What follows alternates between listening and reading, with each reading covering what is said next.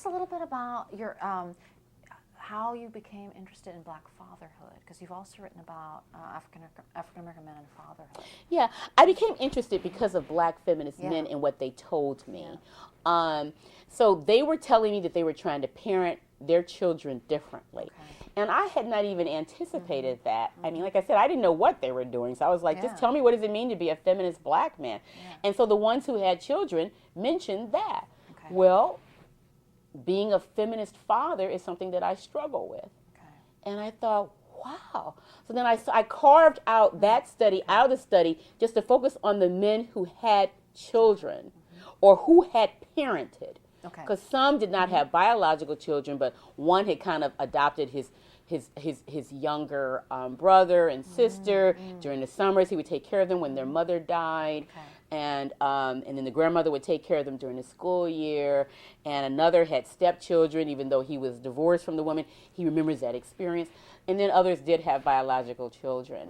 And I asked them, how does being a feminist father differ from the way you were parented?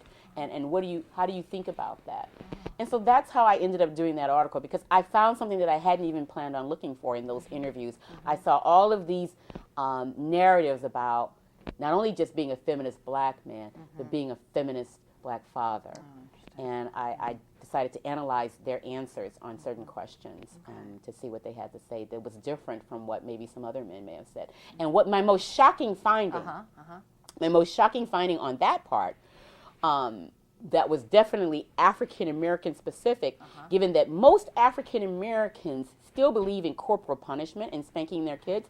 I was spanked. My parents believe in it. My younger sister doesn't, and many of us don't anymore, because we know that we've seen the research on the use of corporal punishment increases the chance that the child will be a bully, among other things. And so most of them were familiar with that research and decided that they wanted no violence in their home. And that meant no spanking, that they would use timeout and other procedures. And this is big for Black men and for Black people in general, because we are socialized to believe that you have to spank, you have to give kids whippings. And I personally believe that this is something from colonialism and from slavery, because of the way that slaves were always beaten into submission. And you get whippings to keep you in line so that actually you won't get into trouble outside of the home. That this is how you have to act. If you don't want to get in trouble with the police officers, I'm going to beat you now so that you're not getting beat later, so you understand that you can't do this and be a Black person and survive in this country without understanding that you're going to have these physical consequences. But we now know that there are other ways to parent, and the Association of Black Psychologists has done well in beginning to talk about ways that African Americans can parent without whipping their children.